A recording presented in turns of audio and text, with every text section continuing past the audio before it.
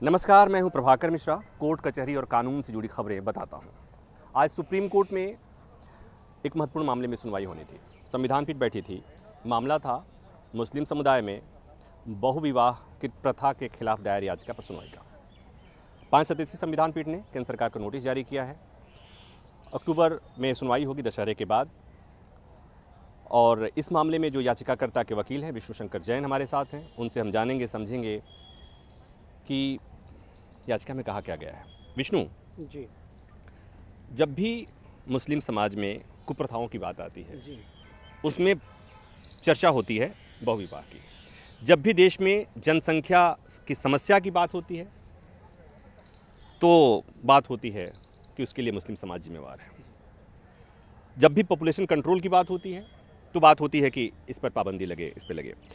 तो supreme court में जो याचिका आपने लगाई है उसमें लीगल पॉइंट क्या है, क्या क्या आधार है? देखिए, हमारा लीगल पॉइंट ये है, जैसे कि आपने बताया, इसको आपने बहुत खूबसूरती से डिस्क्राइब किया है कि ये मुद्दे जो हैं वो हमेशा रेस किए जाते हैं।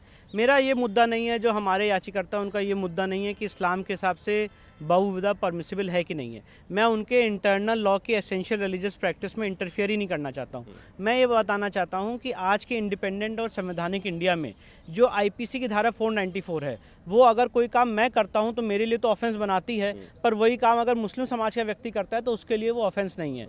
तो इस प्रैक्टिस को हमने चैलेंज किया है सुप्रीम कोर्ट में। इस प्रोविजन को हमने चैलेंज किया आईपीसी की 494 की सुप्रीम कोर्ट में। और हमारा कहना यह है कि क्रिमिनल लॉ का मूल सिद्धांत है, बेसिक सिद्धांत है कि क्रिमिनल लॉ सबके लिए एक बराबर होता है और उसमें धर्म के हिसाब से कोई एग्जेम्पशन नहीं दिया जा सकता। यही समझने के लिए, दर्शकों के समझने के लिए कि आपने कहा कि क्रिमिनल लॉ सबके लिए एक समान होता है।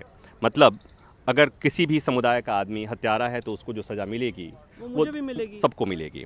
लेकिन यहाँ पर आईपीसी के 494 में बहुविवाह यानी कोई व्यक्ति एक से अधिक शादी करता है तो सज़ा का प्रावधान क्या है? 7 साल की सज़ा का प्रावधान है। और ये जो नेहरूवियन लॉ है, हमने इसको चैलेंज किया है क्योंकि हमारा कहना ये है कि आप चाहे सिख को देख लीजिए, जैन को देख लीजिए, बुद्धिस्ट को देख लीजिए, पारसी को देख लीजिए, क्रिश्चियन को देख लीजिए, हिंदूज़ को देख लीजिए, इन 6 कम्युनिटीज़ ने पॉलीगैमी के प्रैक्टिस को अबॉलिश किया है। जो उनका essential religious practice eight one point of time हुआ करता था, उसको अबॉलिश किया, उसको ख़त्म किया है। और एक सिविलाइज सोसाइटी में यूनाइटेड नेशंस के जो चार्टर्स हैं, जो प्रोटोकॉल्स हैं, उसको मान्य किया, उसको फॉलो किया है। तो उसी तरह से यही चीज़ मुस्लिम समाज के लोगों को भी अपनानी चाहिए थी और उन्होंने नहीं अपनाई है। तो ये उनका इंटरनल इशू है। आज इस देश के संवैधानिक इंडिया में आईपीसी इस चीज़ की इजाज़त नहीं दे सकती है। जैसे सुप्रीम कोर्ट ने सेक्शन 494 आईपीसी को रद्द किया था, अनकॉन्स्टिट्यूशनल डिक्लेयर किया था, सेक्शन 477 पे अपना टिप्पणी दी थी, वैसे ही सेक्शन 494 आईपीसी को सुप्रीम कोर्ट को एग्जामिन करना चाहिए। और मैं बहुत शुक्रिया अदा करना चाहता हूँ आज संवैधानिक पीठ का कि उन्होंने सेक्शन 494 के इस हमारे मुद्दे पर नोटिस जारी किया, केंद्र सरकार से जवाब मांगा है और भारत की केंद्र सरकार इस पर अपना जवाब दाखिल करेगी। अब आम आदमी की समझ के लिए थोड़ा बता दूं कि विष्णु शंकर जैन को दूसरी शादी अगर विष्णु शंकर जैन ने पहली बीवी को बिना तलाक लेकर किया तो 7 साल सज़ा होगी। लेकिन विष्णु अगर वसीम हो और इन्होंने दूसरी शादी कर ली तो कोई सज़ा का प्रावधान नहीं है।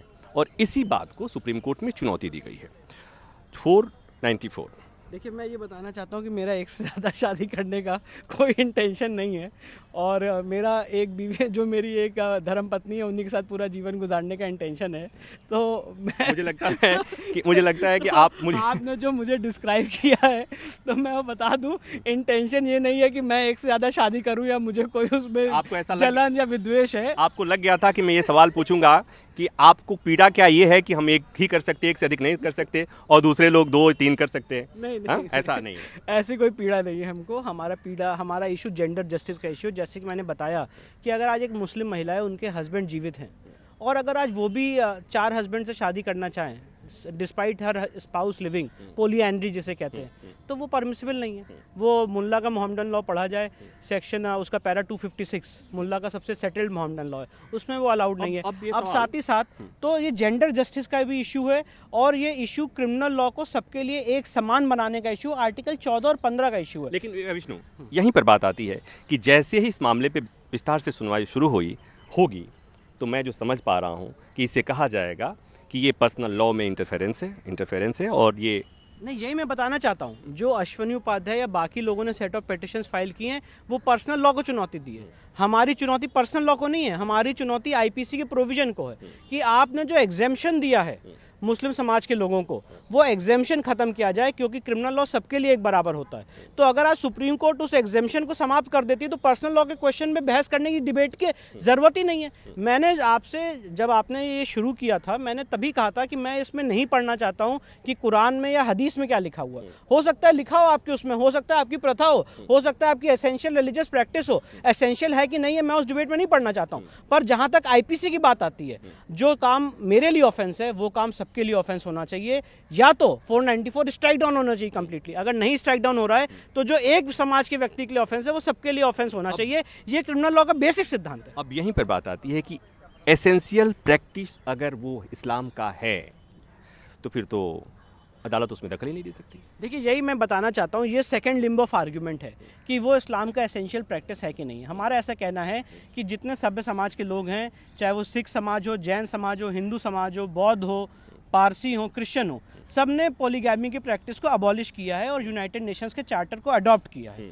तो उसी तरह से जो मुस्लिम समाज के लोगों में ये कुप्रथा अगर है भी, तो इस कुप्रथा को जैसे ट्रिपल तलाक ख़त्म किया गया था वैसे भी इस प्रथा को ख़त्म करना चाहिए, क्योंकि ये एक रूट कॉज है जिससे पॉपुलेशन कंट्रोल को चेक किया जा सकता है। ये एक रूट कॉज है जो gender justice, women centric issue है, और साथ ही साथ ये एक इंडियन पीनल लॉ का एक ऐसा प्रोविजन है जिसको अगर सुप्रीम कोर्ट स्ट्राइक डाउन करती है, रीड डाउन करती है, तो वो सबके लिए एक बराबर होगा और उसमें उनके इंटरनल धार्मिक वर्सेस को, इश्यूज़ को इंटरप्रेट करने की ज़रूरत नहीं पड़ेगी। करीब 5 साल पहले सुप्रीम कोर्ट ने जब ट्रिपल तलाक को असंवैधानिक घोषित किया था, उसके तत्काल बाद सुप्रीम कोर्ट में कई याचिकाएं आई थी। उसमें से एक याचिका ये भी है, और भी याचिकाएं थी।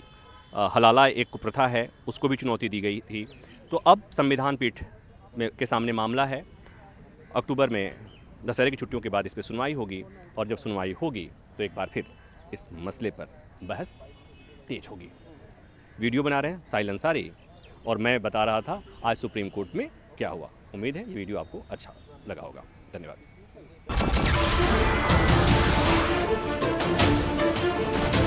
नमस्कार, मैं हूं संदीप चौधरी।